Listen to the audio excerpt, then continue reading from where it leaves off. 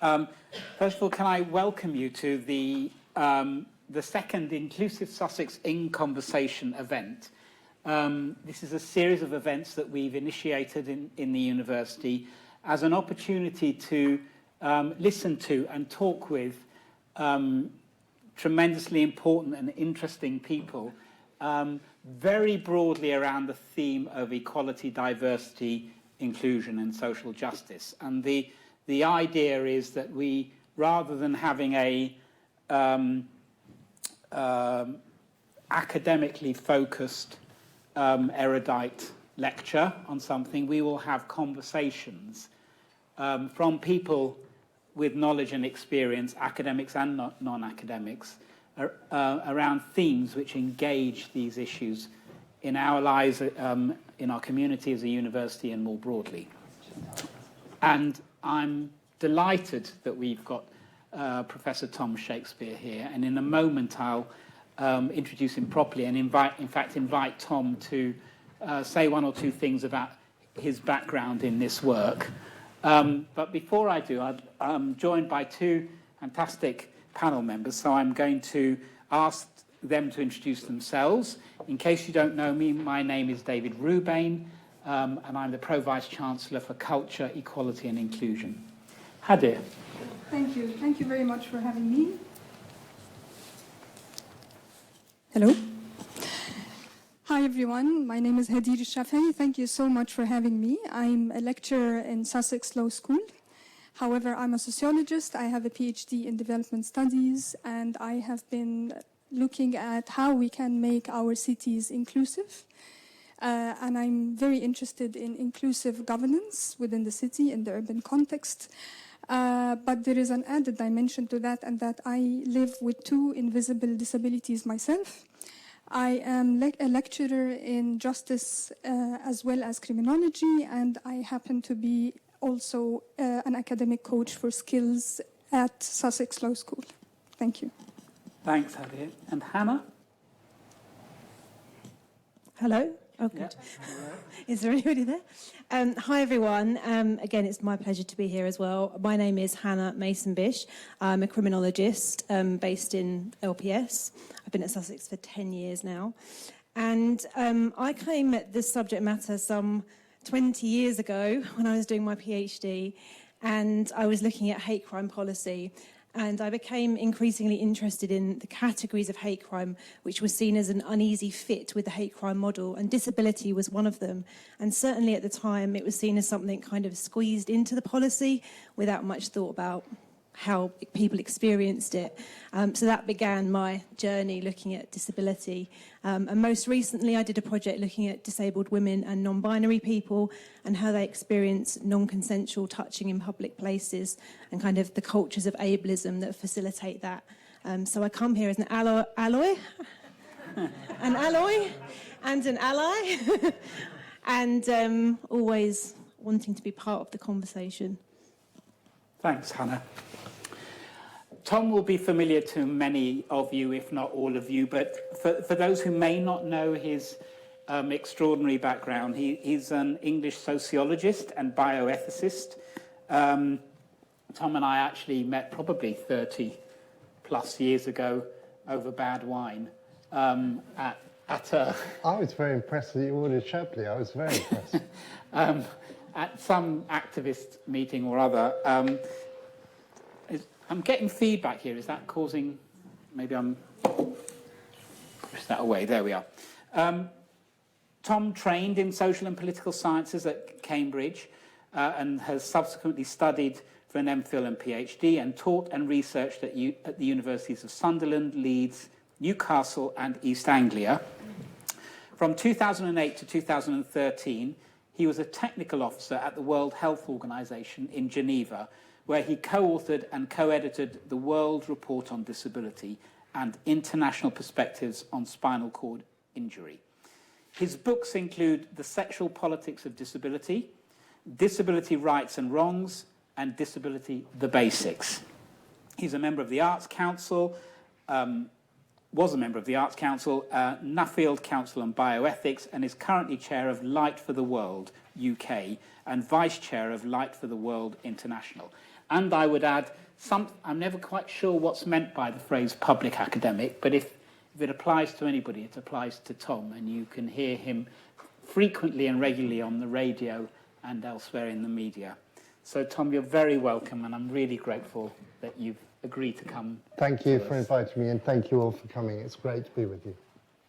Can we start then, Tom? Because notwithstanding the extraordinary career and background that I've only very briefly summarised, I'd like to find out more, really, about your background in this area, and in particular, what is it about disability inclusion that brought you into this work, or what is it about your work that has led you into disability inclusion?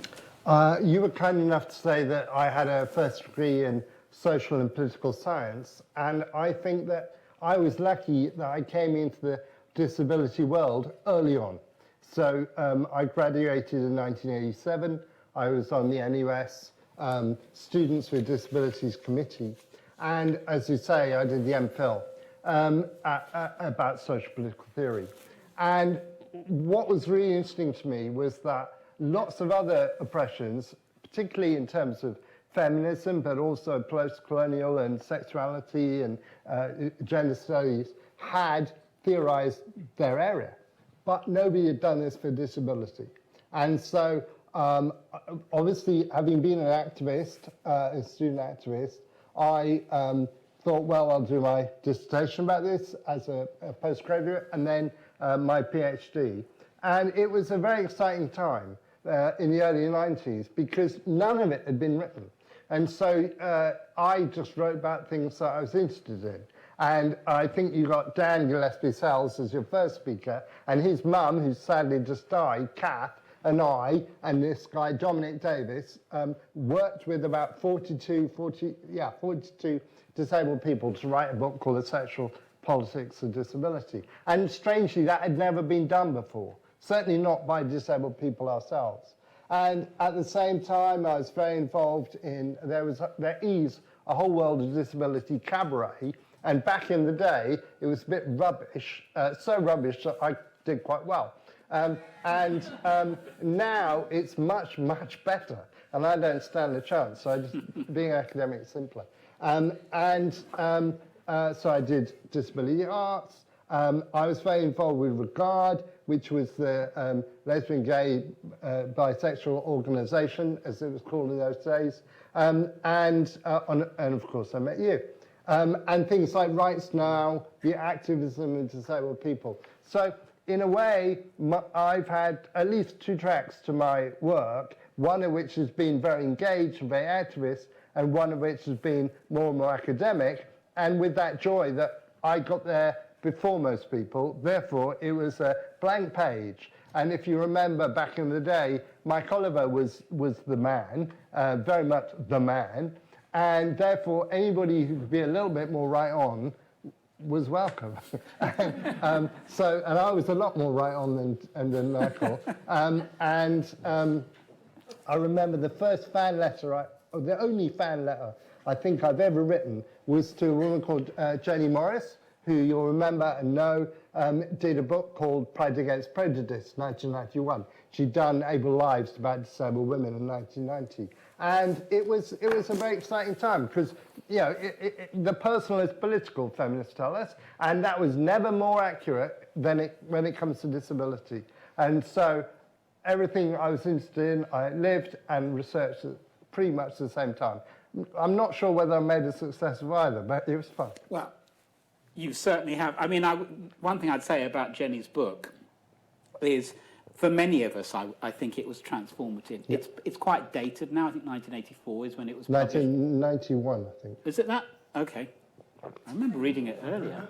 You might have written it in... Oh, the second book was... Okay. 91, yeah. It was 30 years ago. It's fine. That's a problem with having been born in 1843. You kind of lose track of time. Read it if you get an opportunity. I would say it is certainly of its time, and we will be coming on to talk about this more for sure, because things are different. But in terms of a narrative a feminist rooted narrative and understanding of disability as a liberation issue as opposed to a private medical tragedy, it is extraordinary. And certainly for me, as somebody growing up disabled, it was the light coming on in my mind. But I wanted to pick up on that, really, because a lot has happened in that time since the mid-late 80s and 1990s. Some of the organisations that Tom talked about, Rights Now campaign, which itself should be written up about if it hasn't, a fascinating moment. Since then, we've had anti-discrimination legislation in many countries, possibly most countries. Certainly, the UN Convention on the Rights of Persons with Disabilities is probably one of the treaties that has the most signatories, over 150, I think, around the world. So, and if you look at that, where we are now to pre-1991, when there was pretty much no rights-based legislation, things have changed. So we wanted to start this kind of understanding and thinking by looking at where we are, really, given the UN CRPD. One question could be, have we got there? Is that it? Or if not, what else is there to do? We certainly aren't there, but we're on our way. And I don't think we should feel embarrassed about either of those points, that we are in the right direction, but we haven't got there yet. And if you think about feminism, first wave feminism, I think, you know, the noughties and the teens of the last century, and second wave feminism in the 60s, 70s, and 80s, it's not solved the problem of women's oppression. And therefore, for disabled people who did have marches in the 20s and 30s, but really it's, as you say, the 80s and the 90s where it got going.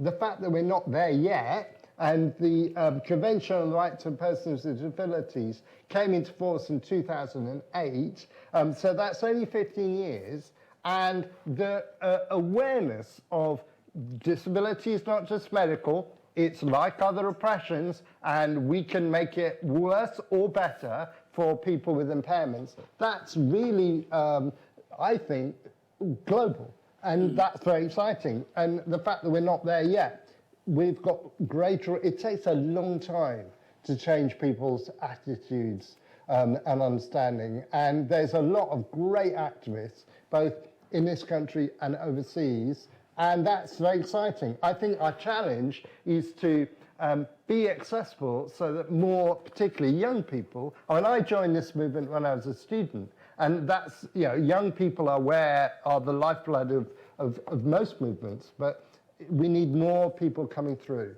And I think my own work is about trying to make disability more relevant to everybody, to my children, to young people, to everybody. So, on that, you know, the basic precept upon which the movement, if we can call it the movement, was built globally was the distinction between the lived experience of somebody with an impairment and their impairment, what became known as the social model. And I know you've written extensively about that, and there are critiques of the social model and probably an evolution of understanding of the social model. But the fundamental premise, which was the start of the movement, that there is a difference between having cerebral palsy and being unemployed, or at least cerebral palsy does not cause unemployment, and so on. That seems to me to be pretty well accepted, would you say? I think that there are two strands of disability rights thinking, and they're sort of interwoven. And so what you say is very true of UK. The social model was absolutely central to UK thought, but it wasn't globally, isn't globally. In America, for example, there was very much a minority group idea. People like Holland Hand talked about the minority group. And in American context, the idea of people with disabilities, which is a term, as a minority who deserve rights. And remember, the Americans with Disabilities Act of 1990 was the first of these pieces of equal rights legislation. But it is within the American tradition of minority, there is also the idea of being disabled by society. And I would say within the British emphasis on disabled by society is also this idea of the minority group. And if you look globally, you know, I spent this morning talking to somebody from Uganda who I work with, and if you look, I've read all her thesis only today, and I can assure you that those ideas are global, and that they're interwoven. That at the one time they're saying, well, look, let's have access, let's not have stigma and so forth. But at the same time, they're saying disabled people are poor and excluded, and we need to do something about them, that group. And that's the minority group idea, I think. So I think they're both interwoven. It is interesting, this idea of minority group identity, and certainly parts of the disability community, deaf people and others, sometimes think of them, prefer the sense of themselves as a cultural minority rather than disabled people. I think that's possibly true for some neurodiverse aspects of the community. Maybe I can ask this of you, Hadir. Do you see any tension between that? Do you see any conflict between the identity, the liberatory identity of being disabled, and the sense of wishing to be thought of otherwise as a cultural minority, or rather than somebody with an impairment? I think there is always a tension, but the tension can coexist. The idea, sometimes we fall into the hyper-categorization that things could either be or one thing or the other. But if we embrace a little bit more of the coexistence of opposites that can be part of our identity, and you touch in here on the idea of othering, for example. Yeah. And how othering can happen by others, but also by us, by ourselves. And there are internalized stigma as well as social stigma. So these are all, it's complex and multi-layered, and we have to accept that it takes a lot of work from us, and we need to appreciate the role of the individual in contributing to these senses of marginalization as well. It seems to me that's interesting. It's a call for us to become ever more. It's not so much problematizing, but it's that lived experience does not fall easily into neat categories. Maybe that's the. Absolutely, the principle of fluidity, the fluid experiences. I can speak about myself as a lived experience. I did not integrate being disabled as part of my identity until a few years back with my diagnosis. And living with invisible disability has taken me an inner journey to integrate this and embrace this as part of my identity, and also integrate this as part of my work. And so everything in my lived experience, including walking, going shopping, the experience, pain as part of my daily experience in the city, has become part of my lived experience, and negotiating this with normalized earlier parts of the self and other can come into play at this point. Thank you.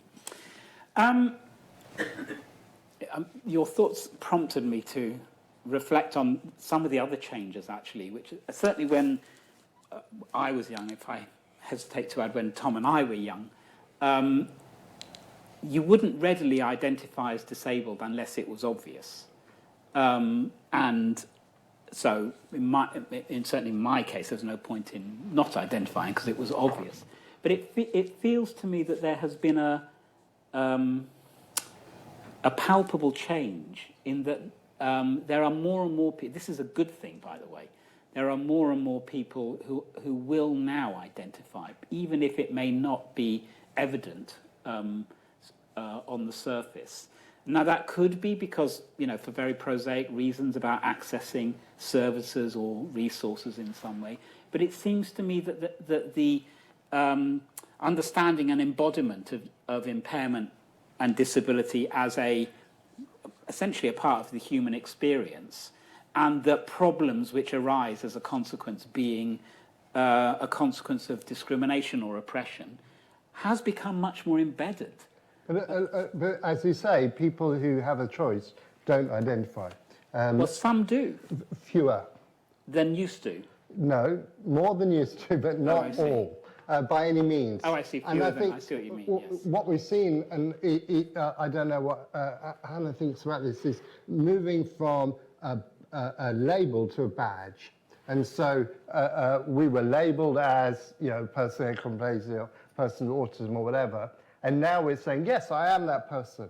And it's interesting, I am that person, and it's all right, it's good.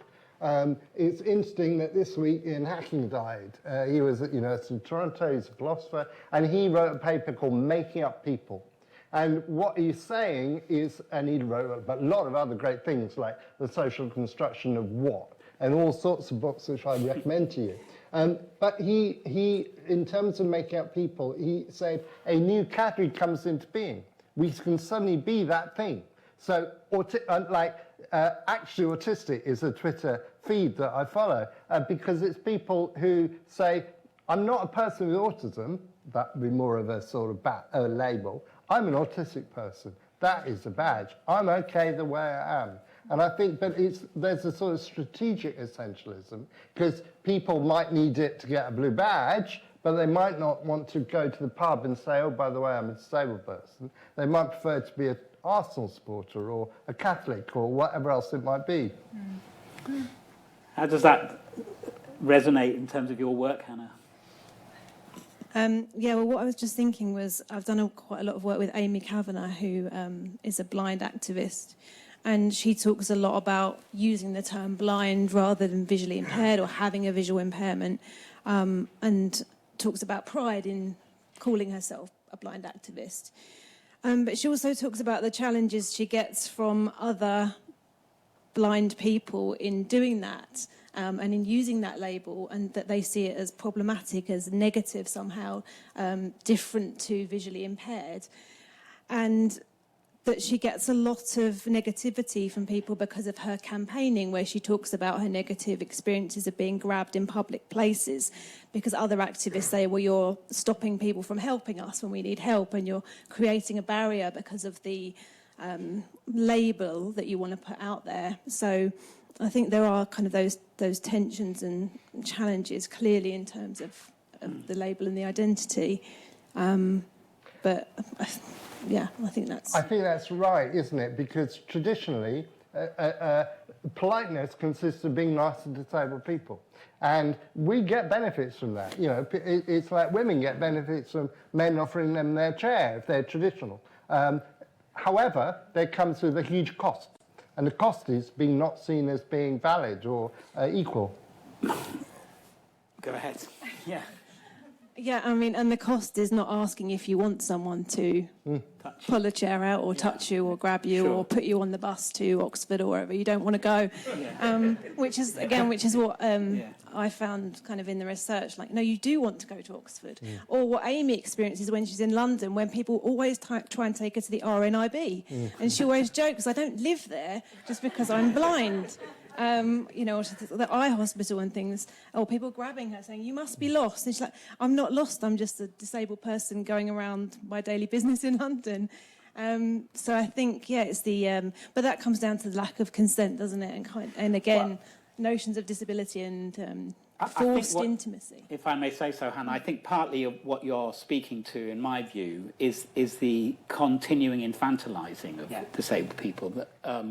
That the idea that disabled people are not fully formed. I mean, there's a whole other discussion around the dehumanising of children who are seen as being adults in training, sort of thing. But I think that plays out certainly with disabled people who are infantilised, and it does lead me on to one of the themes that I would like us to explore, which is still for which there is still a certain level of taboo, which is sex and disability, about which you've written, and also about which the UN Convention has something to say in terms of at least thinking about family life and privacy. it's a big issue. Again, all of these are big issues about which we can talk a lot about. But how is it, do you think, at the moment? For me, or if you like, for the world? Well, do you see things have changed? Yeah, of course they've changed, but I think that taboos around sexuality do remain. And I think it's very interesting what you just said. People who are denied sexuality are children and old people. It's revolting, and we never want to think about it, or it's wrong, and we never want to think about it. And I think that I'm in Brighton. It's great to be back in Brighton. And I saw an old friend today, and since I last saw her, I have a motor. When I first met her, I didn't have a wheelchair. Didn't use a wheelchair at all. So I started using a wheelchair in 2008. And the last time I'd probably come to Brighton, because that terrible hill, she would have pushed me. But she had a grandson, so she couldn't push me. But luckily I had an engine. But I have a little motor. So being able to be with somebody who is not pushing you and having a face-to-face conversation is completely different. And it's very interesting in terms of sexuality, because if you care for somebody, you don't find them attractive, generally. It's interesting. And I realised, as I say, I was only in a wheelchair from 2008. I realised it's really important not to let my sexual partners push me. Because once they pushed me, they thought of themselves as the carer and me as their cared-for person, and they didn't fancy me anymore. So in order for a relationship to continue and to be sexual, they couldn't. So my rule is, do not touch my wheelchair unless I'm about to die. In which case, like under a lorry or something, in which case, please rescue me. But up until that point, do not lay a hand on my wheelchair. And the reason is because I want them to fancy me. And obviously they might not, but I don't want it to be because they're pushing me everywhere. And so I don't believe that the people I'm with are, oppressive, but it's almost like automatic. If I'm caring for you, I can't think of you in that way. And it's almost, this is the psychodynamics of Is that care. too heavy? No, not at all. Not from, I don't think so. But it's almost, I wonder, and I'm speculating here because I have no idea, maybe Hannah or Hadir or colleagues, there will be time for comments and discussion for sure. There's almost a sense that in that sort of caring role that many disabled people require, it can bleed into or segue into a parental role. And you wouldn't have, hopefully, a sexual relationship with your child. And there is something of that in my, I say this observing. That's why disabled people want independent living, want personal assistance, because when they pay for assistance, then they feel, it is felt that cannot be emotional, because you don't have an emotional relationship with your post person or your cleaner or whatever, and therefore they will pay for the assistance and they will not have to feel grateful, it will not be emotional, it's not care. Whereas care is seen as being oppressive and undermining and corrosive of having a voice, having a sexuality. And about 100 years ago, you did say Convention on Rights of Persons with Disabilities. And I know at this point I meant to mention Article 23, which is respect for home and family. And it was unusual in the Convention that it did talk about sexuality at all. But if you look at the way that UN treaties are negotiated, everybody gets together in a room or a series of rooms and they argue. And there are 194 UN member states, which include some pre-reactionary ones. Yemen, Saudi, the Holy See, that's the Vatican, and the original draft of the CRPD had a right to sexuality. And that would be really radically revolutionary. And they said, and that axis of evil, if you like, but not, that theocratic axis said, no, we're not going to have sexuality in this law, and therefore, in Article 23, respect for home and family, you can see why they went, oh yeah, no, that's okay, we'll have that, because that's marriage and kids, that is. And so all of the UN treaties hide, if you like, the right to having your own sexuality in the article on privacy. So in CEDAW, the Convention Against Ending All Forms of Discrimination Against Women, in CRPD, Convention on the Rights of Persons with Disabilities, they say disabled people, women, whatever, have a right to privacy. And that is where you slip in, as it were, for now, all of your sexuality. Because it's not in Article 23. Article 23 is pretty dry. Well, that's also reflected in the European Convention as well. It is interesting that we use these euphemisms. I have a... What, CEDAW, CRC, CRPD? No acronyms, but the euphemisms of privacy and family life as a privacy vehicle. Means the law cannot intervene in the bedroom. And that's really important. I mean, do you remember Operation Spanner back in the day, where consenting gay men were having sex, which other people disapproved of, and therefore they were held in court? Absolutely. You're a lawyer, of course you do. Well, what I was thinking is I have a particular friend that I'm thinking of at the moment who uses PAs, and he needs 24-hour support, and he's used PAs for, he's in his late 40s. He's had a lot of experience all of his life for independent living, and he says after about 10 weeks, if he has a new PA, after about 10 weeks, he sends them an email. Dear whoever it is, now that you know that I'm not a nutter, please can we have a conversation about how you might help me in manifesting my rights to private and family life? And basically, it's a conversation about facilitating him to explore his sexuality. Not whether they will have sex with him. That's not the question. The question is, what does this all mean? And it can mean for some of them, it means nothing at all. They don't want to go anywhere near that, and that's that. But for others, it could be, if he has somebody round, how are they going to help prepare him? What does it mean when he's sleeping with somebody but might need help going to the toilet? All of those things. And these are critically important, but somewhat pedestrian issues as well, simultaneously. And things that it feels like we skirt around in all of this legislative arrangement. And I think, just to come back to my glass half full type approach to life, which I tend to have, I do think that things are becoming more easier to navigate. But I feel like I've said far too much, because Hannah, I wanted to ask you, because your research relates to perhaps the flip side. You mentioned something about it. The flip side of the unwanted attention that disabled people can get. And I wondered what your take was on Article 23 and on privacy and rights to family life. Well, I'm not a lawyer, so I'll just say that kind of in advance. But yeah, I think when we were sort of talking about this session before, we were looking at this dichotomy of disabled people being perceived in public discourse as sexless, as not having sex or not deserving of sex, but also, on the other hand, as somewhat a kink, a fetishism.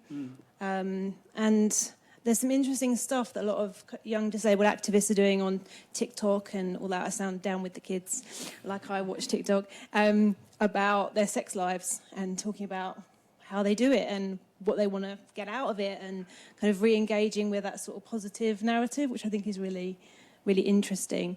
But yeah, certainly from the project that I worked on, one of the things that came out was about disabled women and non-binary people who might present as femme being asked about their sex life when they're out in public by strangers. So, the conversation might go, oh, you're in a wheelchair, why are you in a wheelchair? That sort of beginning of the conversation. Oh, have you got a boyfriend? Oh, how do you have sex? That sort of thing that strangers feel that it's appropriate to ask. Because it's still seen as it's a taboo, but we're interested in it. Does it actually happen? So I think that's something that I've certainly seen a lot of, that kind of that conversation, and the even darker side, which is the sexual violence that disabled women are much more likely to experience than non-disabled women, but much less likely to get any access to justice for, because people don't believe that someone would want to be sexually violent towards a disabled woman, and I think that's a big problem. That's a massive collision of disability oppression, misogyny and sexism. Yeah, and when you come back to the convention, and was it 2017, the review into the UK's performance on some of these aspects, that was one of the things that came out, was about a lack of understanding of intersectionality and how disabled women in particular are experiencing sexual violence. And if you look at things like domestic violence, the stats are very similar, much higher levels amongst disabled women, but still I think there's only 2% of refugees that have wheelchair access. Around 3% are BSL trained in refuges. So problems in getting access to justice, which is a key part of the convention. In terms of the risk of violence and violence in general, including sexual violence, the risks of a disabled person, woman or man, having experienced violence in the last year are 50% higher than for a non-disabled person. So, you know, there is a, you know, there's that horrible dimension, both abuse and children with disabilities are 3 times likely to be abused than non-disabled children. So massive inequality. It's really terrible for women with disabilities, for disabled children, even for disabled men. It's worse, and obviously much worse than for men without disabilities. I mean, that's shocking, and it sort of brings me to our next theme, really, which is something that I've spoken about myself, is the extent and the limitations of the law in transformational work, in transforming society, in driving towards inclusion. And we will all have our own view about what inclusion means. And for me personally, I see it's more easy to conceptualize inclusion as a journey rather than an end point. Because as we move along the road, we can, you know, things are illuminated and clarity is brought, and then we see other ways in which we can reach this interesting concept of interdependence or relationships. So I think that there's lots in disability rights and policy which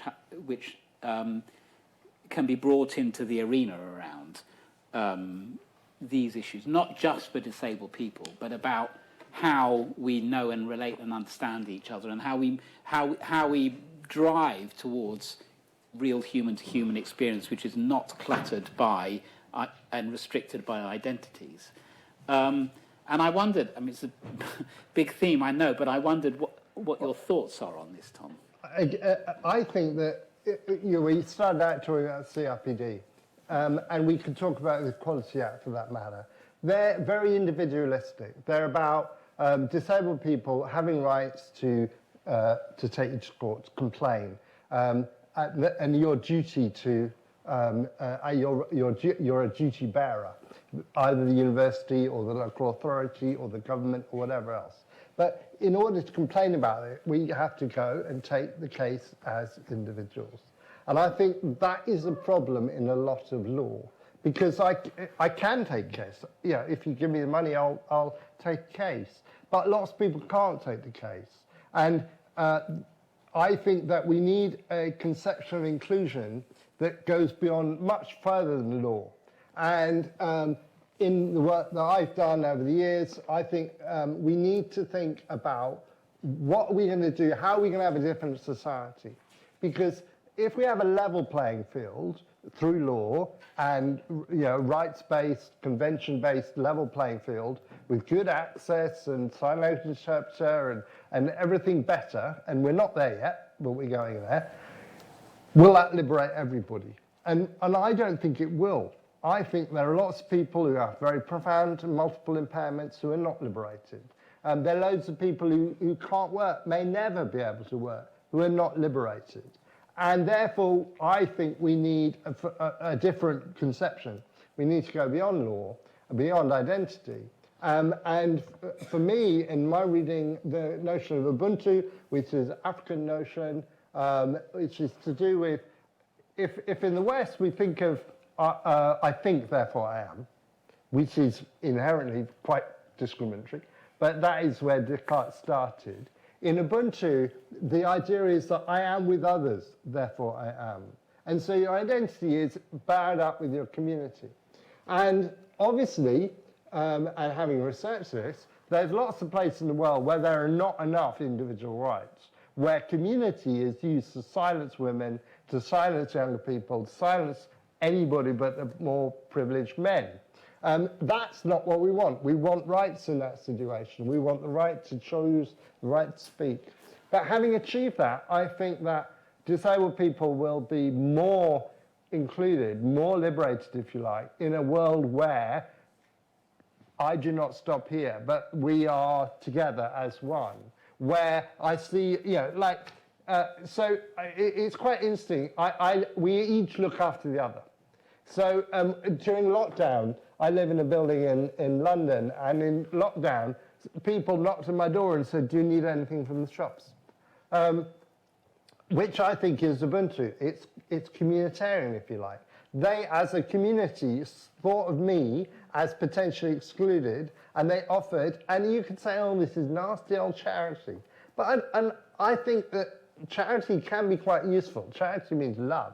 And community, fellow feeling between women and women, women and men, older and younger, disabled and non-disabled, is actually very powerful, very helpful.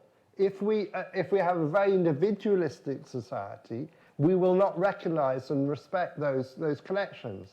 And it's quite interesting. Earlier in this conversation, I talked about the research we've done with disabled people who use personal assistants. And I said they wanted to put friendship aside. It's just paid. So that, in a way, is the capitalist, commodity-based, I pay you, therefore shut up and have your dinner over there. Now, that's a caricature. And at its most extreme, that's what you experience. But it doesn't have to be like that. And what we found is that actually, when you have a PA, they end up being your friend. It's very difficult to work. I mean, like I talked about, my cleaner is my friend because she comes every week. How would she not be my friend? Unless I'm an arsehole, she's my friend. And I will look out for her. Her daughter's ill today, she's looking after her, therefore she'll come another day. Fine, no problem. I would have to be really not very good human being if that was a problem. I have the right to expect her. And it's similarly on the buses in London. So there's a wheelchair space on a bus for a manual wheelchair. And so a ramp comes down and you take the space. And the question is, what about people with strollers, with prams, who are usually women? Now, I have the right in law to tell them to F off, that's my space. But I'm not a tosser. I'm a nice person. And therefore, I think it's really important, even when you have the right, even when in law, you can say, and you can take them to court, you can take TfL to court and say, that is my space, you must protect that. I would be an arsehole if I didn't say, carry on, don't mind me, I'll get the next bus. Well, there was exactly that case, as I know. And I'm not saying that individual is an arsehole. No, sure, I understand. I think that what I'm trying to say is that law is not enough. We need to have a notion of community where we support each other, we look out for each other, and we don't always insist on what we are legally entitled to. So, I completely agree with you. No, I completely agree with you. I mean, interestingly, equality law, as colleagues, I know that there are several lawyers around here in the room. Equality lawyers, I'll speak for myself, I take a view that equality law is principally an individualistic approach. It's actually about rights in a competition. Yeah. Although human rights jurisprudence and philosophy does reach much more for dignity, which is more about the essence of a person rather than whether or not they should beat or be beaten by somebody in a race for a job or a place at a university or a promotion or whatever. Hadir, I wanted to ask you about this because you've spoken about shame felt with people with disabilities, and it's really this idea of whether rights can deal with shame, or whether it's some of the other things that Tom has spoken about around relationships, or how do you see that as obviously shame is a horrible thing to live with, and something that we would all want to help ourselves and each other to move through. What is the driving force for change, would you say? Well, one of the things, if I may, I would like to answer this, but I would also like to pick up on intersectionality and interdependence, and I would like to situate this in the intersectional city rather than the neoliberal city. A lot of the shame that we, or some of us, or people might be experiencing has to do with the fact that the purpose of the city, of being a university, of scoring high grades, is to be productive and to feed into the neoliberal expectation of what happens post-university. And therefore, shame comes in here not just by knowing that I have disability, for example, but the very process of disclosure within university could in itself become a barrier, because it creates a distinction. Of course, disclosure is here to help and is to facilitate and to dissolve barriers rather than to create them. But there is a step earlier where disclosure in itself could represent a barrier, and therefore students, humans, take this on to the city, into the neoliberal city, where there is this conflict between desiring to be interconnected, especially in times of crisis, where we had a collective sense of vulnerability. It was a rupture. It was a momentary rupture of collective meaning creation of vulnerability, and this shortened the distances between the self and others. But this quickly goes back to the neoliberal quote-unquote norm, where being productive in the productive city is there. And so this is my take on this. And if we look at neurodiversity, for example, as an invisible disability, where negotiating these spaces within the city is not the same, it varies between one person and another.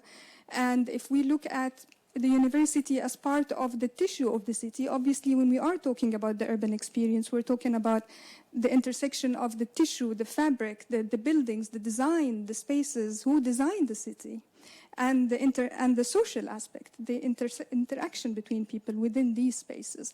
And the university, as part of the urban fabric, is a place that we also can see how neurodiversity can work, can be a place or a space that is challenging for people, where shame can happen. So it invites us to look at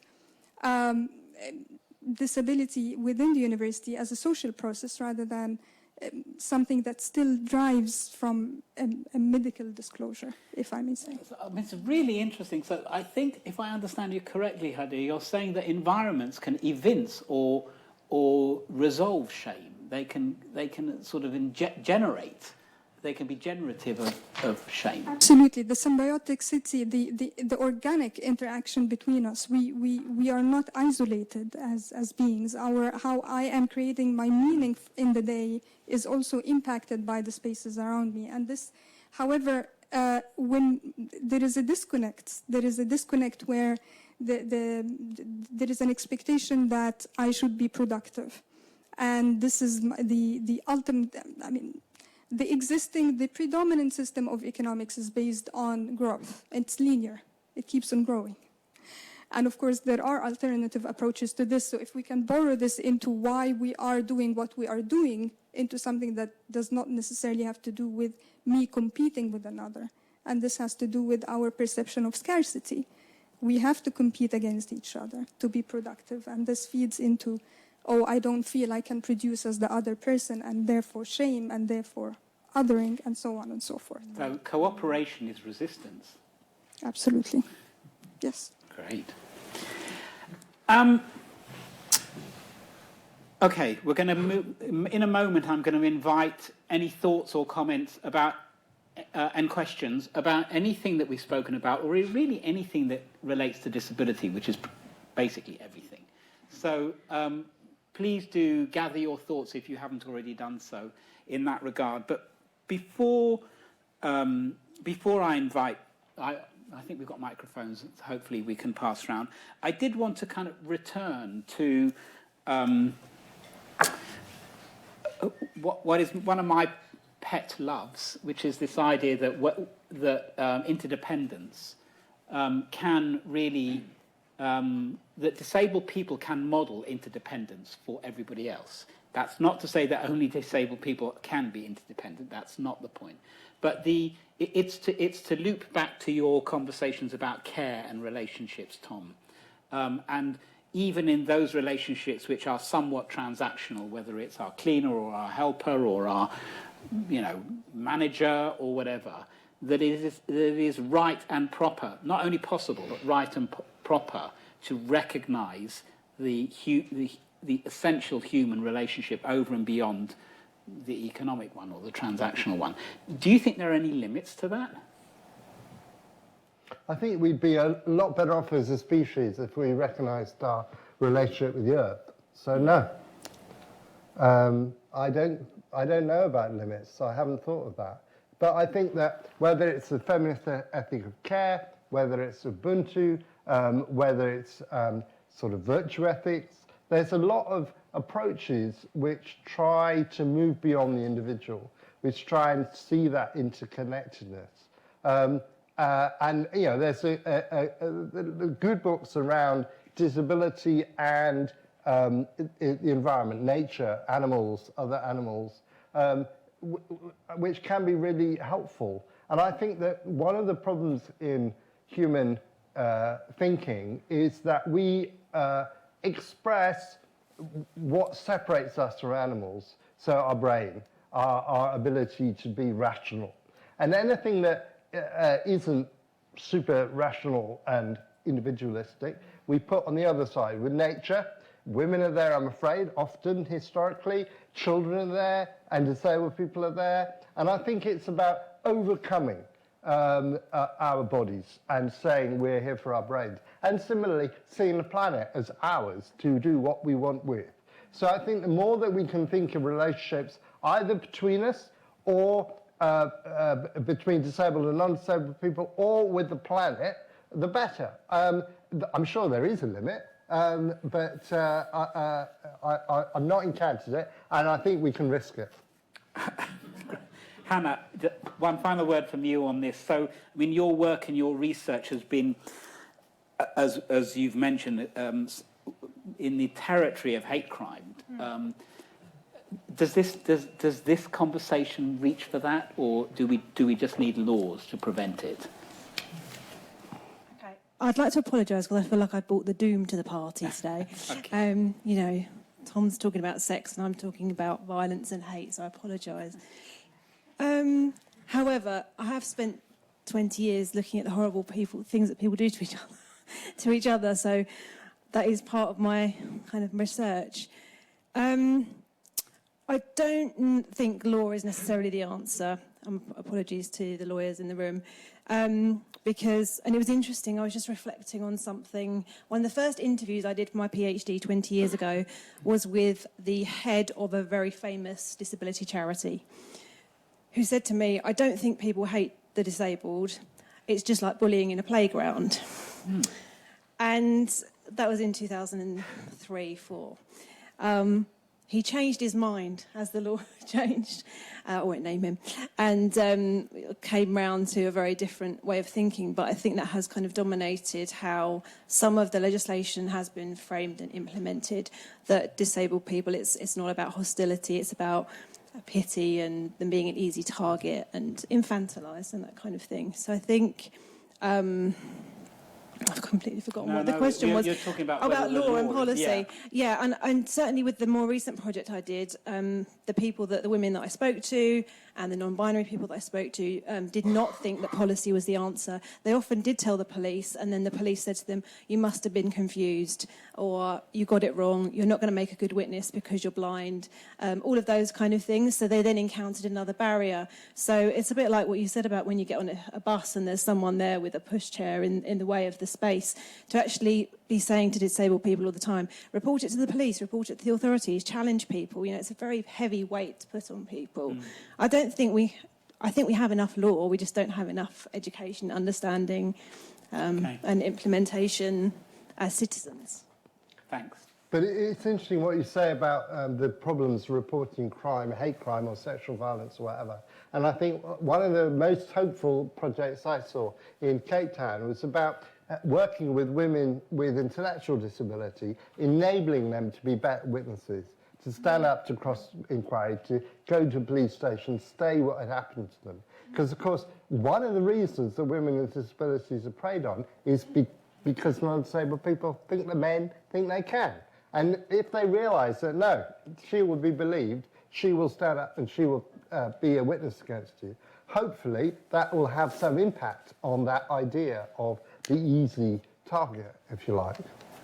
Yeah, and I think training kind of police officers and training people in bystander interventions, which doesn't necessarily mean kind of just jumping in and shouting at people, but other kinds of interventions, by having police officers who are trained in, as you said, speaking to victims to be able to put their case forward. I think those things are powerful, helpful. But when legislation is not used, such as in disability hate crime, where it's the sentence uplift for hate crime for disability is not often used, that sends a negative message about the lives that are valued in the hate crime spectrum. So I think that's a problem.